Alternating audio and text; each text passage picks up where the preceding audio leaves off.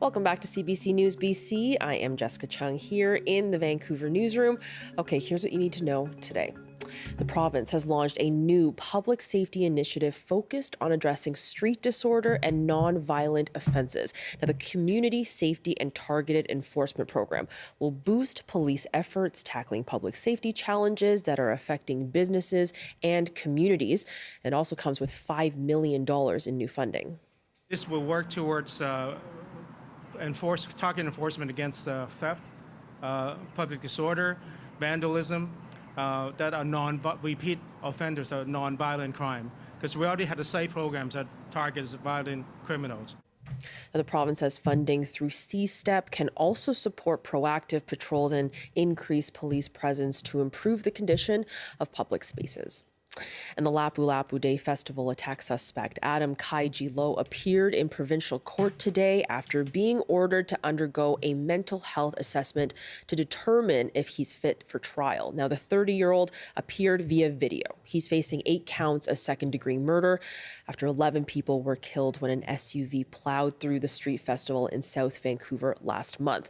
The Low's counsel asked for a trial to determine whether he is fit to stand trial. The Crown agreed. And that trial is expected to take place over 2 days. A specific date will be determined next week. And a wildfire in northeastern BC that prompted an evacuation order for roughly 70 people on Thursday has quadrupled in size. Now, the BC Wildfire Service reported Friday morning that the Kitskatanaw River wildfire in Peace River Regional District near the community of Kelly Lake was about 46 square kilometers in size, up from 11 square kilometers Thursday afternoon. Now, there are currently 60 active wildfires with 4 new fire starts over the past 24 hours here in BC. Most of the fires are located in the northeast corner of the province. And Premier David Eby and a delegation of BC business leaders will visit Japan, South Korea, and Malaysia from June 1st to the 10th, trying to court new trading partners in key industries. That includes mining, seafood, and clean energy. Well, we have such an incredible reputation as a quality food producer, but also as a safe food producer. They're interested in doing more trade with us, and so this is the moment to try and capture that. Now, the trade mission comes at a key moment as Canada fights tariffs on 2 fronts, with the U.S., which imposed tariffs on our auto sector, and with China, which slapped 25% tariffs on Canadian seafood. And the Vancouver Whitecaps are heading to Mexico City to compete in the CONCACAF Champions Cup final. Now, this is a big deal for the team that's been having a pretty Cinderella season this season. And this weekend's match is one of the biggest in the club's 50-year history. Now, more than 700 locals are also slated to head down to support the team. For an international competition, flying more than 6 hours, this is a massive number. It's fantastic, and I know that it's going to be a real impact and help for the players. Now, the team is unbeaten this season, winning 15 straight matches. The Whitecaps will take on Cruz Azul on Sunday. And that's it for me. I am Jessica Chung, and you are watching CBC News BC. Don't go anywhere, though, because BC Today is up next.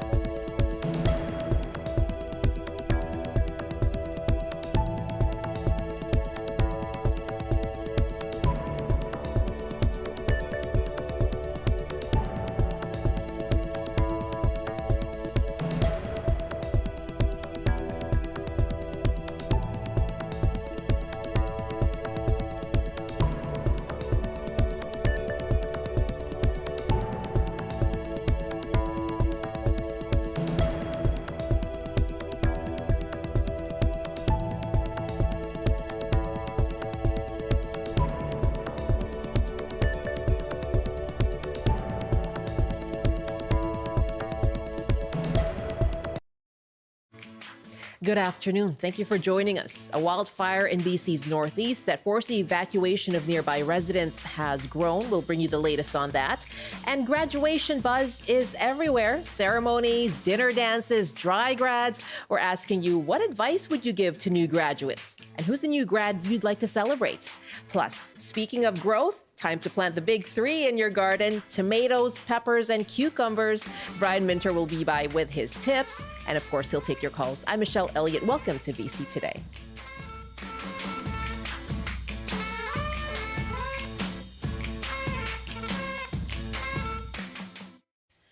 First to BC's northeast, where hot and dry conditions have fueled the growth of a wildfire that prompted an evacuation yesterday.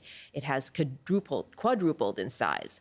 The BC Wildfire Service is reporting that the Kiskatinaw River fire near the community of Kelly Lake is now 46 square kilometers in size, up from 11 yesterday. Jeromy Corrigan is with the BC Wildfire Service, and he spoke with the CBC's Carolina DeReich on Daybreak North. A big thing with this wildfire specifically was the weather conditions we've seen in the last 48 hours just in central and northern BC. We've seen, I do believe it was Wednesday, we saw a significant uptick in temperatures, which resulted in, higher drying conditions. And then yesterday we saw a system roll through northeastern BC. We saw a bit of it in Prince George with potential thunderstorms coming through, and it's been an interesting 48 hours when it comes to the weather. That's made this a very challenging fire for our crews to work on. But with that being said, they've done an amazing job both on the ground and in the air working on this Kiskatinaw River fire. Yeah, as you mentioned, it grew in size quite significantly, and as I understand it, residents of Kelly Lake were asked to evacuate yesterday. Many went to Dawson Creek. How close is the fire at this moment to homes or infrastructure? For the wildfire in Kiskatinaw River, that's the last time we received an update when it came to how close it was to Kelly Lake. It was about 6 kilometers away. BCWS did request, and I do believe they are on site now, the structural protection unit for BCWS has made their way up to the area to potentially to work on potential structural protection for Kelly Lake and any structures in the area, as well as an IMT will be put in, an incident management team will be put in for this wildfire because, like you mentioned, it has grown significantly, and it's a developing situation, especially, again, like I mentioned earlier, just with the drying conditions in the area and the challenges that crews are having with this fire. That is Jeromy Corrigan with the BC Wildfire Service. Now, yesterday, the Peace River Regional District did issue an evacuation order for homes around Kelly Lake and areas north of Campbell Lake, west of Tent Lake, south of Twin Lakes, and east to the Alberta border. Census data suggests that Kelly Lake has a population of about 75 residents, and people have been asked to go to Dawson Creek. The fire is among about 60 burning in BC, 34 of which are classified as burning out of control. And as you know, elsewhere in the country, wildfires have already caused states of emergency in Manitoba and Saskatchewan, forcing thousands to evacuate. And this hour, First Nations leadership in Manitoba are holding a press conference to address wildfire response. It is now 12:10. You're with BC Today. I'm Michelle Elliott. Thanks so much for joining us here on CBC. We're live on Radio 1, CBC Television, and of course, live streaming as well. Thanks for being with us. Well, right now, thousands of hopeful graduates have been making their ways across stages over the recent weeks and in weeks to come, too. It is graduation season. And as these new grads get ready to start a new season in their lives and in their careers, we are asking you, what advice would you have for new graduates? Was there a piece of advice that you received that still stays with you now? And is there a new grad in your life whom you are celebrating? We'd love to hear from you. Our numbers are 1-800-825-5950, 604-669-3733. You can hit pound 690 on your cell phone. If you want to email us, we're at bctoday@cbc.ca. I'm joined right now by UBC President Benoit Antoine-Bacon. Good afternoon. Thank you for being here. Good afternoon, Michelle. Thank you for having me. It's a pleasure to be here. It's my pleasure to have you. I understand you're squeezing us in between the many, many convocation ceremonies you've been attending. Convocation season is the best time of the year. There's incredible energy on campus. We're finishing a run of 28 ceremonies here on our beautiful Vancouver campus. And next week, we're in the Okanagan for another 6 ceremonies. Overall, it's 13,000 students graduating from UBC on their way to a successful and self-determined life. I can't tell you how exciting it is to be here. Can you take me through or remind me of that feeling of being a new graduate? I remember making my way across, and Martha Piper was a president at the time. So what is going through the minds of these thousands of students? I think it depends person by person, but when you see them walk across the stage, the overwhelming feeling is one of great joy, great pride. What I think varies the most is some of them have enormous confidence. They know that they're ready. They want to walk into the world and make an impact, and you can just sense that they're good to go.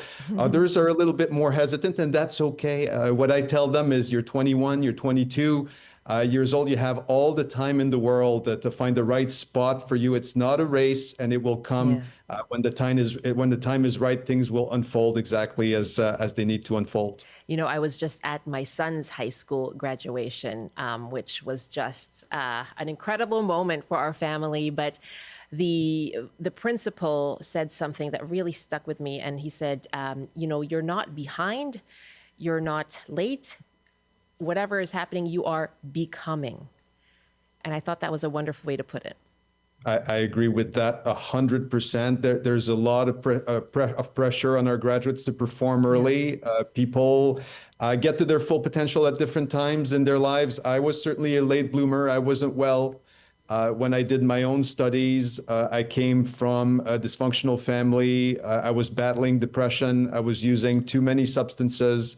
I wasn't ready to come and face the world. I had a chance to go into grad school. Academia was always my lifeline. I completed my PhD and was able to heal through that journey. And one thing leading to another, things worked out for me. So what I say to students who feel the world is a bit scary and I'm not ready for it is just take your time, focus on the fundamentals, try to hang out with people that you would like to emulate, to be like, and good things will happen. Wow.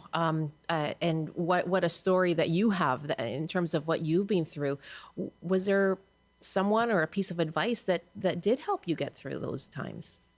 I decided to study psychology, Michelle, and that's been a great decision for me.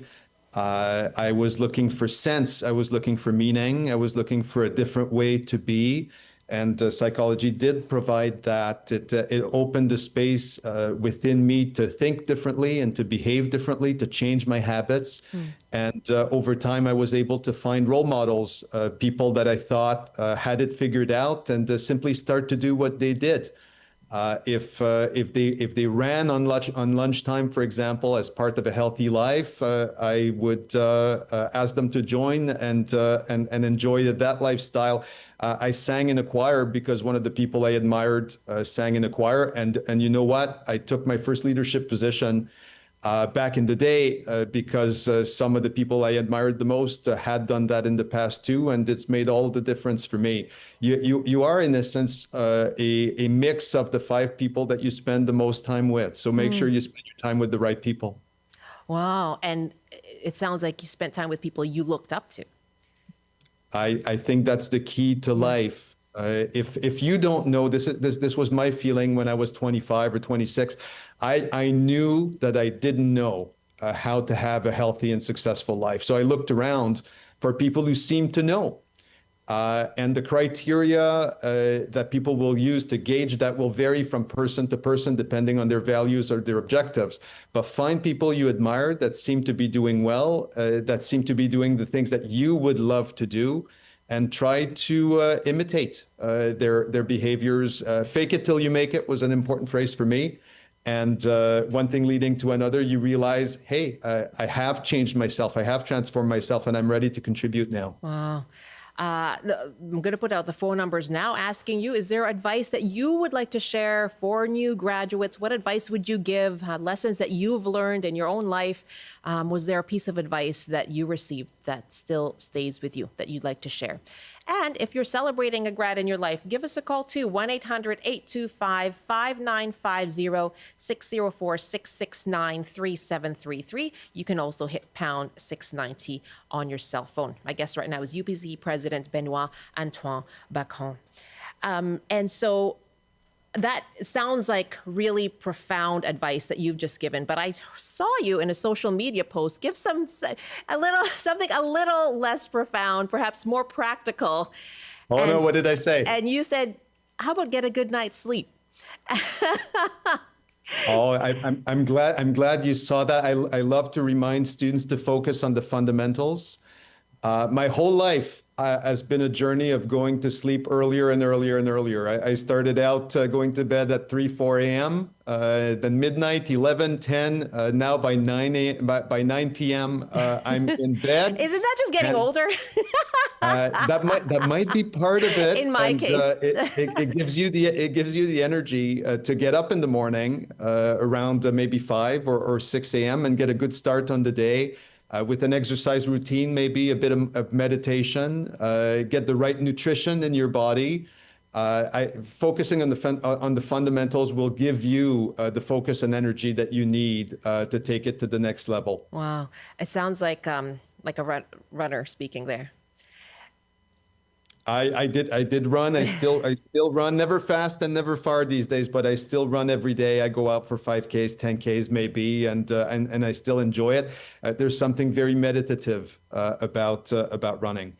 Absolutely. Any final word of advice you have then for anyone listening who's looking at that, what the future may hold, wondering what the future may hold for them as they they leave whatever educational institution they have been in?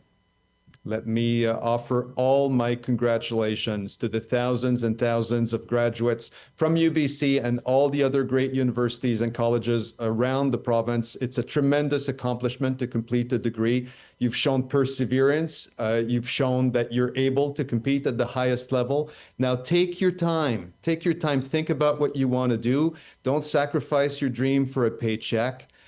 Make sure that you work with people that you admire and that you can learn from and take a lifelong learning viewpoint. What we did is provide you with a strong foundation, but it's a lifelong quest to learn and to grow. And I wish everyone all the best and all the luck. You have the power to make the world a better place. Thank you so much for joining us. Enjoy convocation season. It was my great, great pleasure. Thank you so much. UBC President Benoit Antoine-Bacon, and we'd like to hear from you. What advice would you like to share with new grads? Is there a graduate you are celebrating right now? 1-800-825-5950. 604-669-3733. If you want to email us, bctoday@cbc.ca. And lots of emails coming in. Rick writes, go get post-secondary education. Get a trade, get a usable skill, get a degree that will take you into a career. You got a plan for a career? Follow it and do it. There are many trades that need good people who know their field. Graduating high school isn't the end of education. It should be just the beginning of your adult education. Be a lifelong learner too. Thank you so much for that email. And yeah, lifelong learning, whatever the platform is. That's from Rick in Sorrento. Randy writes, the learning has just begun. Oh yeah, you have just completed a process that taught you how to learn. Now pick a meaningful topic and focus on those things for the long term. If you don't speak a second language, that would be a good place to start. Always be giving back. Find a cause in your community that needs you and help as you can. Practice discipline. Have fun. Be entertained. But don't let it take over your life. Family, friends, and fun in that order. And be strong, brave, and strive for a fair, peaceful world. That is from Randy in Burnaby. And Kathleen in Penticton writes, congratulations. My information to everyone is get work. Whatever it is, just to figure out where your next step is, get work first. Learn how the world works out there. Having a job 2 weeks after I graduated at 17 put me in a whirlwind because I had no homework and I got paid to show up. How is that even possible? Everything else will fall into place as you start forming yourself, but get work first. Yes, you learn so much just from being in the workplace. My first job was at McDonald's, and I learned so much about relating to people. So thank you for that, Kathleen. We have a call now. Oh, we had a call from Amanda. Amanda, if you want to call us back, it's 604-669-3733. Love to hear from you if you have advice for new grads out there. On email, we are at bctoday@cbc.ca. And Scott writes from Burnaby, as BC's high school and university grads step into the world, here's advice they won't hear enough. Know the laws of physics. These laws don't bend for politics or economics, and ignoring them leads to real consequences. Remember the Peter Principle, coined here in Vancouver, warns that many leaders rise to roles they're not equipped for. Don't assume authority means competence. Beware the Dunning-Kruger effect. Those who sound most confident often know the least. Your own well-earned knowledge matters. And just because you see these patterns doesn't mean others are aware of them. So stay curious and stay grounded. Scott, thank you very much for that email too. bctoday@cbc.ca. If you want to email us your own advice for new grads. If there's a grad you want to celebrate, 604-669-3733. And you can just hit pound 690 on your cell phone. Brad is on the line in Vancouver now. Hi, Brad. Hello. Thank you for having me on. Yes, is there someone you're celebrating? I am. My daughter has just graduated from Emily Carr University, and it's been a great milestone for her. Yes. What a moment. Can you tell me more about her time there and what she'd like to do moving forward? She struggled in school, in the high school, and not the traditional path from high school graduation. So she's a mature student, as they say. But so her experience has been one of positive growth for herself in terms of her confidence to face challenges and be successful at them. So her outlook to life is into the future is much more positive as a result of her post-secondary experience and her growth as an artist as well. Since Emily Carr is an art school, it's been quite remarkable. Oh, you must be so proud, Brad. Very, very proud. Congratulations to your daughter and to you and your family. Thank you very much for calling. I think that, as well, our approach to this was, to get her to this point, to graduate, and then decide what she wants to do, but to pursue her dream. I think, as the UBC president said, to pursue her dream and not just make it about getting a paycheck. I think it's really important. Sure makes a difference. Yeah, Brad, thank you, and all the best to her in pursuit of her dreams. That's Brad in Vancouver. We have Amanda now in Vancouver as well. Are you a new grad yourself, Amanda? Oh, it's not me. It's my daughter. I just wanted to congratulate her as well. Yes. So go ahead. She's graduating grade 12, class of 2025. And just a fun fact, this graduating class born 2007 is a bit of a baby boom and statistically one of the largest graduating classes. And it's been a roller coaster of an admissions process for the universities, but she made it, and she'll be off to McGill next fall, and I'm very proud of her. It's been a tough go, but we made it.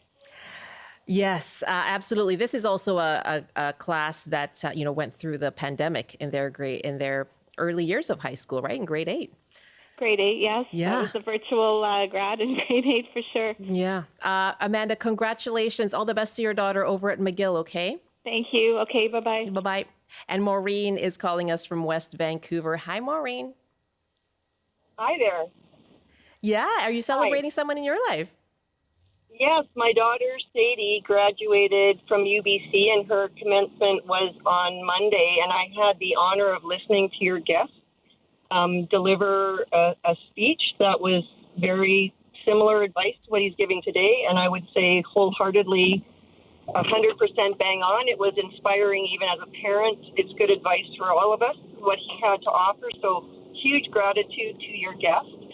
And what I would also say, in addition to him, talking about the basics, eating, sleeping, all of those other things, meditation, exercise, just the difference between the self-compassion and self-esteem.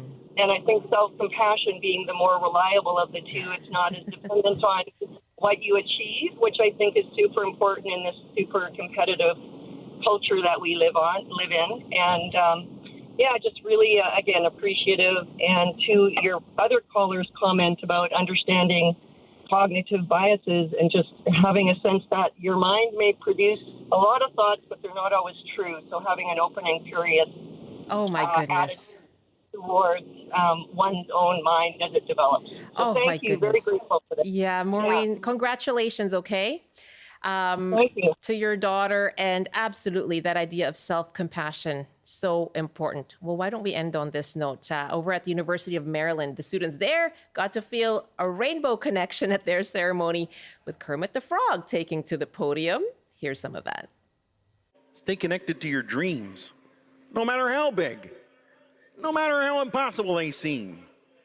The truth is, dreams are how we figure out where we want to go. And life is how we get there.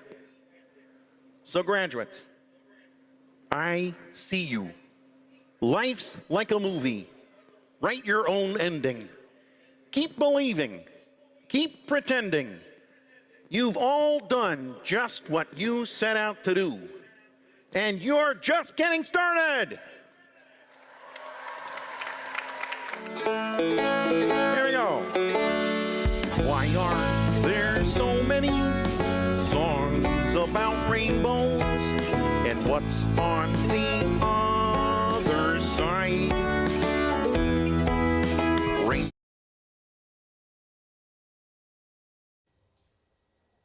I wish I had a lighter or something because that was beautiful. That was Kermit the Frog. Now, on to other news. Yesterday on the show, we talked about the city of Vancouver taking steps to build more public washrooms. And we asked you, do BC cities need more accessible public washrooms? Susan wrote from near Williams Lake. One of the issues is that our public library has had to keep their washrooms locked for safety reasons. Imagine if we had public facilities that were clean, safe, and available 24/7 and welcoming. Instantly, we would have solved the safety issue at the library. If public facilities had some sort of human interaction to help make sure that people were not overdosing alone while locked inside, that would be another step. Mary writes, I live on Vancouver Island, but come to Vancouver frequently by public transit. Not having washrooms in SkyTrain stations is a problem. I was feeling ill while on transit, and the only place to go when I was vomiting was a garbage can. Ashley writes from Victoria, within the field of childcare, safe washrooms are important, and having more would be beneficial, as you don't want to frighten kids when you're at parks or the ocean. Wayne writes, good idea, but our New West downtown, there the washrooms in most of the coffee shops, etc., all have out-of-order signs on them due to addicts using the washrooms. Public washrooms would need 24/7 monitoring around here. Leslie writes, I've traveled on trains in England and every station has a public washroom. What do visitors to Canada think when they come here? And Shannon writes about drivers for delivery services like Amazon or FedEx. Where do these drivers go when they need to? Believe it or not, I'm not the first person to search that online, and apparently they go in the bushes. So what happens for these poor folk? Many coffee shops only allow patrons to use their washrooms. Thanks for your emails. bctoday@cbc.ca.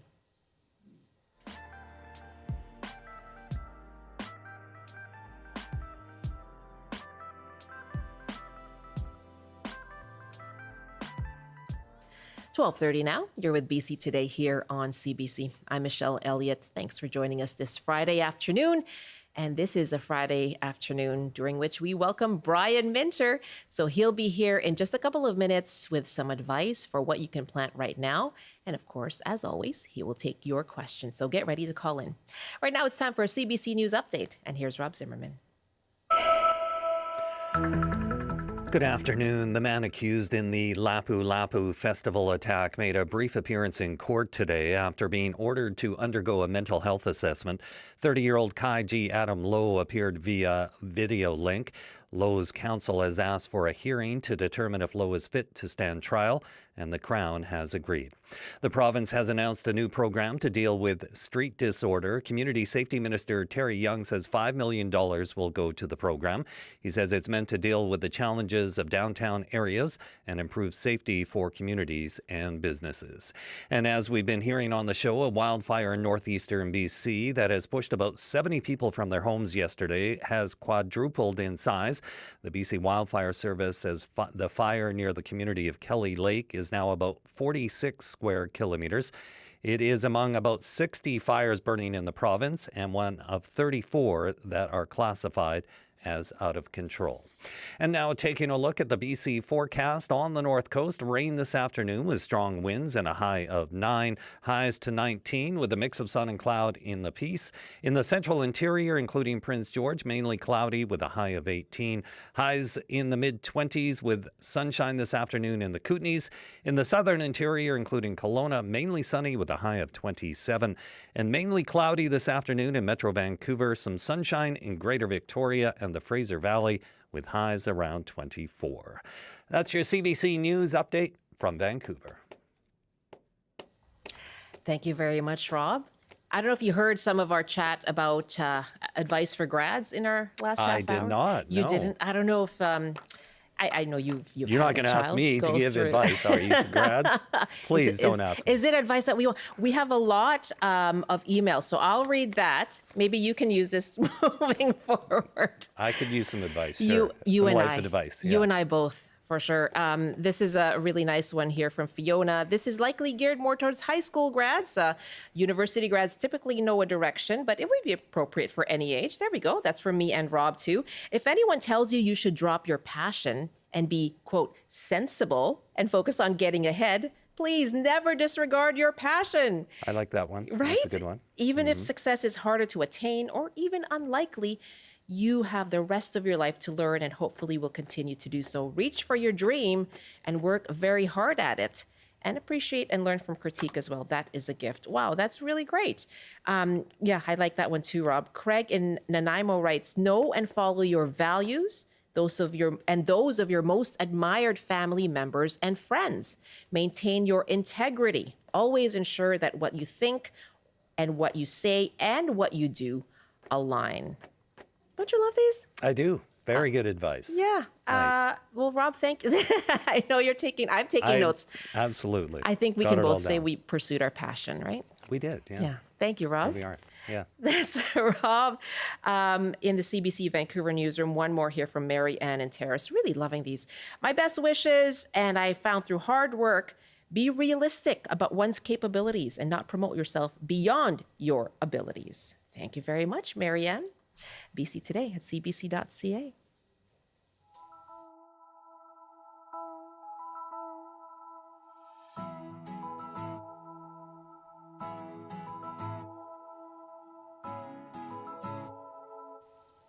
$12:34 now, and you're with BC Today here on a Brian Minter Friday afternoon. We love these. And as always, he's here now with gardening advice and as well to take your questions. And you can call us 1-800-825-5950, 604-669-3733. You can hit pound 690 on your cell phone.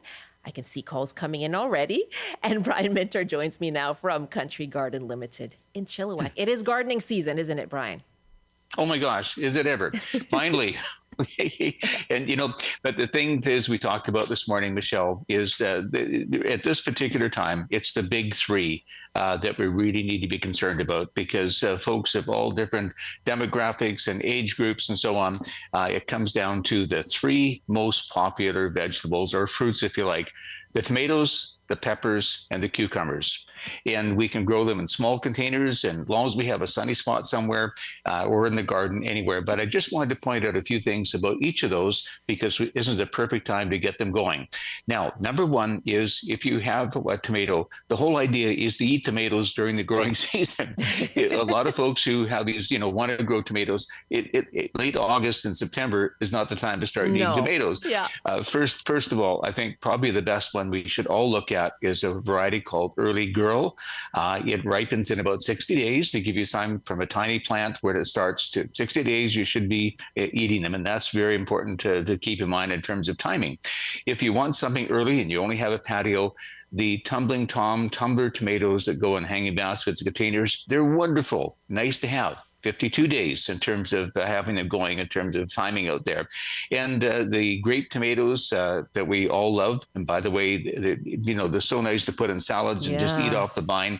They're in that same range, about 55, 60 days. But remember, we have so many listeners who tell us that the Sun Gold and Sun Sugar, those are the yellowy, orangey ones. Those are the sweet, like eating candy, which is really wonderful. Yeah. And if you want the big ones, I know we all love heritage tomatoes, but they take a bit of time. 80 to 90 days or even longer for some of the heritage tomatoes. Yes, we love them, but they take longer.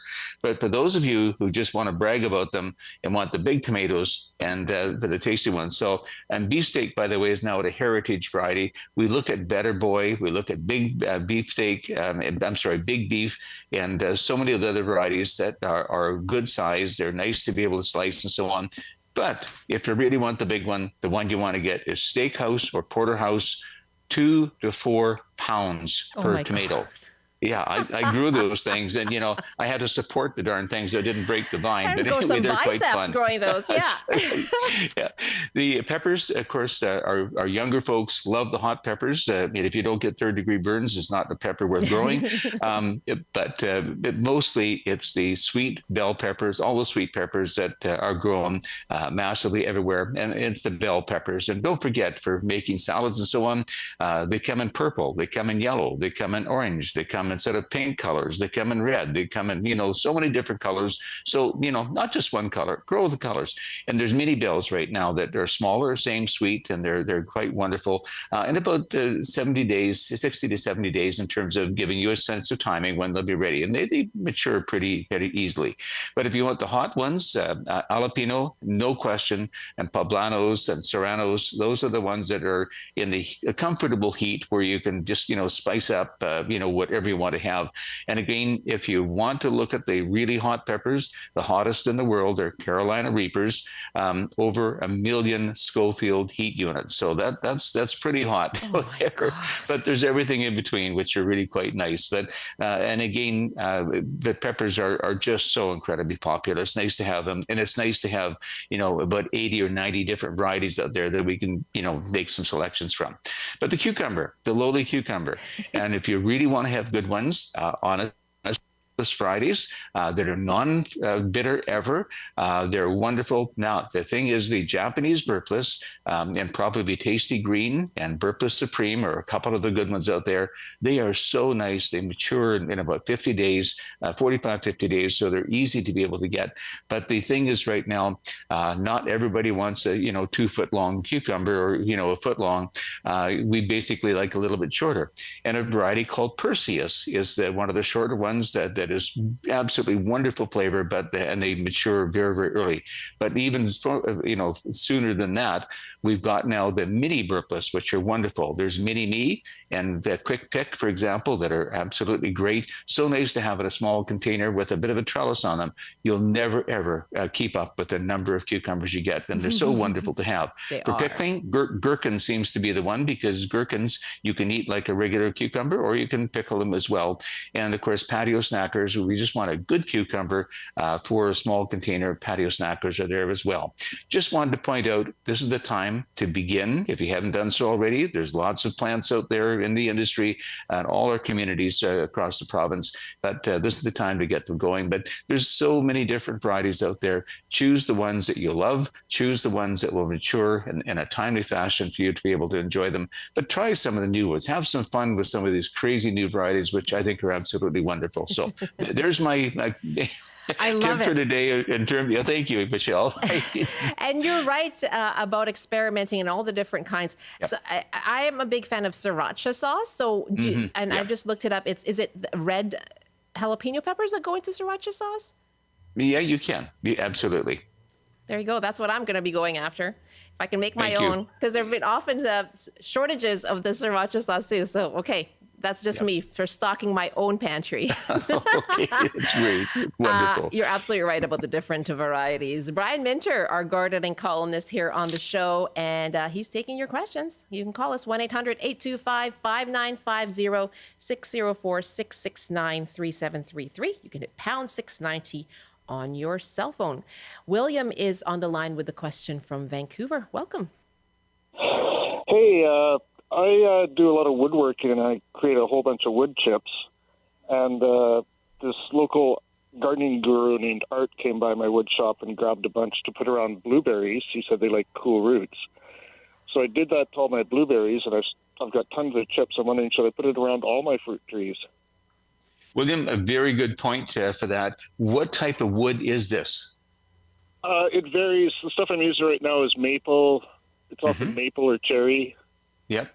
Okay, good. And that makes a difference, William, too.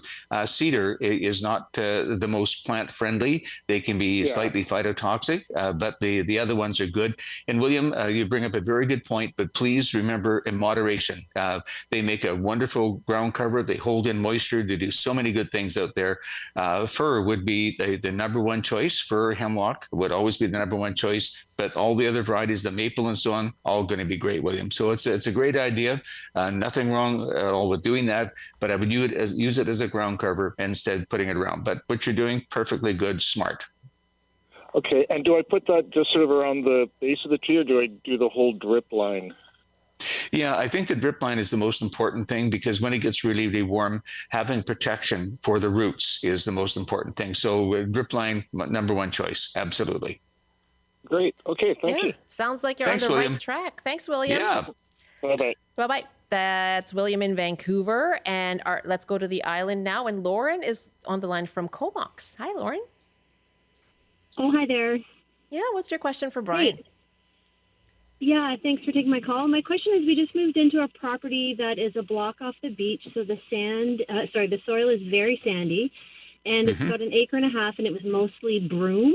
So we have cleared and cut the broom when it was in bloom, and we're now looking to plant something that will help suppress the broom from coming back, and we don't want grass. Okay, Lauren, good luck on that, by the way, because it depends how careful you were able to get the roots out, because it's pretty invasive. There's no question about that. But Lauren, there are some great ground covers out there, and thanks for letting me know where you're living. And it's quite a sunny area, right? Yes. Okay, good. And again, the other thing is the salt spray is another consideration for the type of ground cover able to put on there. But a couple that I really love, I do love cotoneaster because it's green year round, has berries for the birds in wintertime, it's colorful, it hugs the ground, it stays very low. That would certainly be one. Another one that's beautiful, a native one called kinnikinick, Arctostaphylus ursa, but kinnikinick is great. I love that it has pink flowers in the spring. It grows reasonably quickly once established. Green leaves, it turns bronze in winter, and very, very nice for a really hot, sunny area. And but there are all a series of number of different types of ground covers. And I'm mentioning ones that are kind of woody because they have the tenacious ability to hold and keep spreading. And you need to prune them back initially when they're young so they get very, very full. And the other thing is, if you want something very, very different, there's called flower carpet roses, Lauren, and absolutely love them. They're still pretty good in winter. They have enough, stems, but the beauty of the flower carpet roses would be sensational, and I think they'd add a lot to your property. So there's some ideas for you. Wonderful, thank you. Could you please just repeat the first one? I wasn't so quick writing it down. Yeah, it was a cotoneaster, spelled cotton Easter, and one called Dammeri, Dammeri. I love it because it's so flat. Wonderful. Thank you so much. And lucky you. Yeah, you get to develop or find what to plant on this beautiful new property by the beach. Enjoy, Lauren. That's Lauren in Comox. We actually have another caller now from Comox as well, and Laura Lee is on the line. Hi, Laura Lee. Hi, how are you today? Good. Thanks for calling in. What's your question for Brian? Okay, I have what I believe to be a leaf curl on a young peach tree, and I also have what looks like a modified version of it, not quite as tight a curl, on a crab apple that isn't producing anything this year. So what should I do, and when should I do it? Okay, Laura Lee, I've never seen all through the Fraser Valley into Vancouver, a little bit going into, the interior, because of the rain we had at the wrong time, the peach leaf curl fungus on nectarines and peaches and many other trees as well has been really, really bad this year. Not to panic. All you have to do, and by the way, copper has always been the control for it, but it really is not that effective. You do it, first of all, when the leaves fall off in November. That's your most effective spraying. But, the simple thing is just pick the leaves off, because once you pick those curled leaves off, new ones will come along, everything will be fine. Sometimes it affects our fruit. We lose fruit when this happens as well. But other than that, no problem. But the secret is to, Laura Lee, when you're growing peaches or nectarines in particular, you have to espalier them tight against a wall on the south or west side of a garage or your home, really, really tight, so they have the protection of the eave just overhead to keep them clean. So that is the best way to grow them. You have to be pretty strict about that. And if you can do that, you won't have as much of a problem in the future. But it's been bad this year. Yeah, no, I don't have that. I don't have an opportunity to do that. I don't have a self. But Laura Lee, I didn't either a couple of years ago. So I built a canopy over top. I used 4x4s, about 10 feet apart, about 8-9 feet high. And I put a piece of fiberglass over top on an angle, so the rain runs off and the snow goes off. But I had 200 peaches on a tree under like that. And it was so easy to be able to do, and had no problems at all. So, we need to be a little creative here, Laura Lee. So whatever you can do to keep that foliage dry, especially early in the spring. Yeah. No, they won't grow in a container, though, will they? They will, but I don't recommend it. It's so much work for you in the summertime. You have to water so much, and even in winter, you're not as bad over there. We are in the valley here. We have to winter protection, but no, I would recommend getting them in the ground and being creative about keeping the canopy, particularly early in the spring, over top to keep the leaves dry. Sounds like yeah, Laura Lee, thank you. Sounds like it'll be worth it in the end when you reap the fruits of your labor. Literally. Laura Lee, thank you so much for the call. Let's take an email question for you now, Brian. From the North Okanagan, Tanner writes, we have 10 acres that were overgrazed when we moved here. So we have quite a lot of the tall type of buttercup growing amongst the grasses. We planted clover, do regular cuttings, and are striving to make a healthier environment to suppress weeds, but wondering if there are any other methods for getting rid of buttercup as it is toxic to farm animals. Yeah, and I think there are herbicides out there you can use, but again, a lot of folks are not keen on that. My recommendation is to get some acetic acid, which is vinegar, and ironically, the Roundup company, Scotts Canada, have Roundup, but they actually call it, ironically, it is vinegar. If you buy the acetic acid Roundup, it's straight vinegar, 17%. You apply it, and it is really good at getting rid of virtually a whole number of weeds, but including, the one we're talking about here right now, and other ones as well. Give it a try. It's effective. And it does work. Okay, Tana, there you go. I hope that works out for you. Thanks so much for the email question. Again, bctoday@cbc.ca. I'll try to get to a couple of those for you as well. And Sue is joining us now on the phones from Whistler. Hi, Sue. Hi there. And what's your question for Brian? Yeah, go ahead. Probably about 4 or 5 years ago, we planted some asparagus crowns, and we knew not to harvest them the next year. But every year, we pretty much just get like one spear per plant, and we're wondering what we're doing wrong. Okay, well, first of all, asparagus is hardy. Do you have enough sun where you are located in Whistler?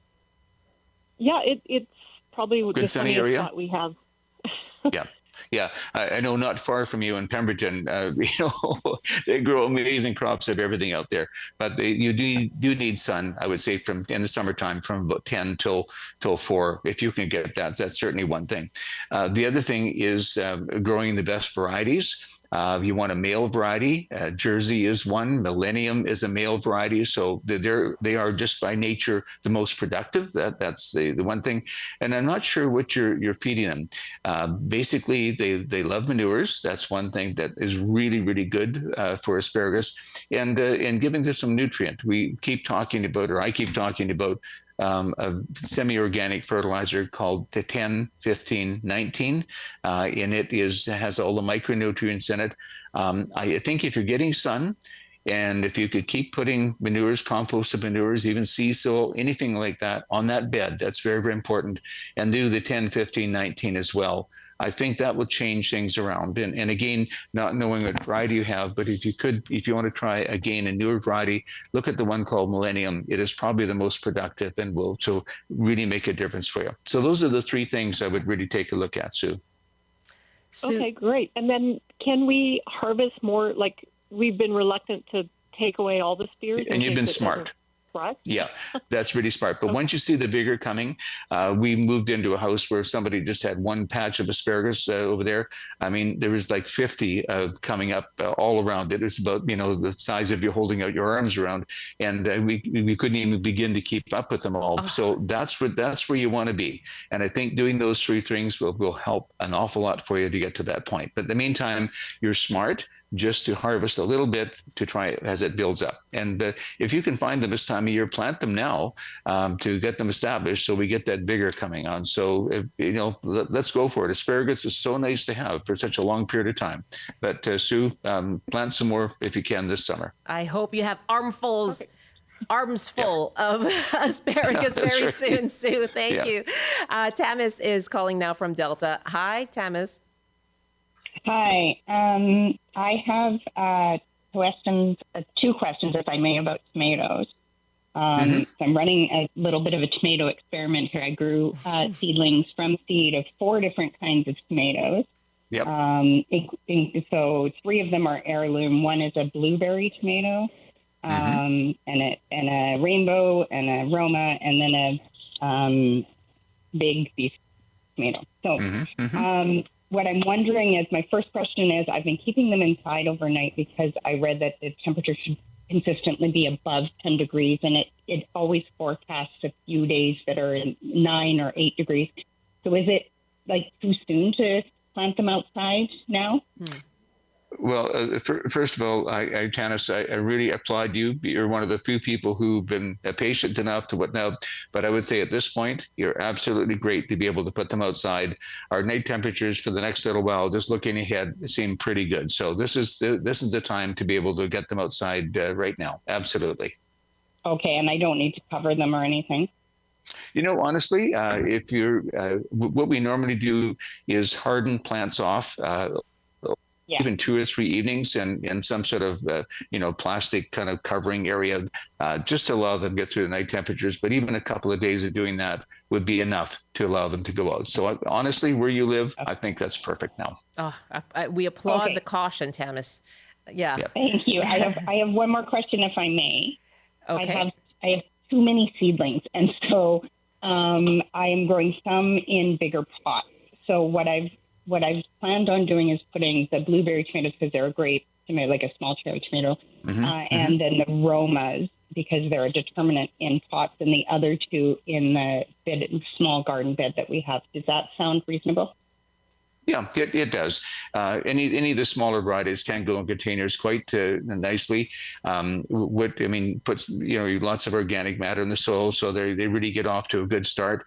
And keeping them fed, I think I love using some time-release fertilizer, like a 14-14-14 once they're going, because it feeds every single day. It helps an awful lot.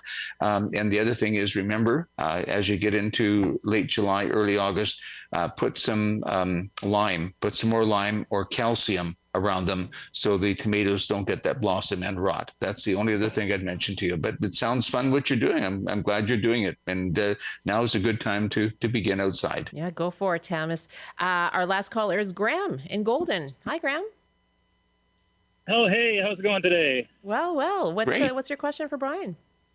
So I have reoccurring aphids on a couple young plum trees. They're about 3 years old now, and I can't seem to get rid of them. No matter what I do, I've tried, soap and water and some insecticides and hosing them off and everything.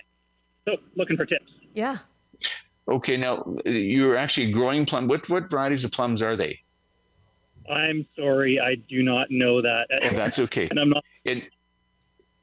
But are you getting, like, they're 3 years right now. Are they flowering at this point? They're done flowering just in the last week here, and it looks like it's going to be summer. Although, a lot of leaves are dying from all these aphids. Yeah. Honestly, if you can, for aphids, for trees that are reasonable size, I go out every other day. I'll just take my finger over a garden hose and just spray most of them off. When you do that, their natural predators will get them.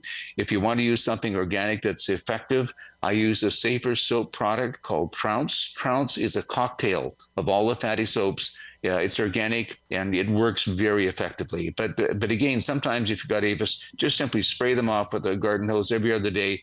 And I do that in my garden and have great success. But the Trounce is the control that I would look at if you're having, just a continuous problem. Yeah, it sounds like it's the consistency that makes a difference as well, Brian.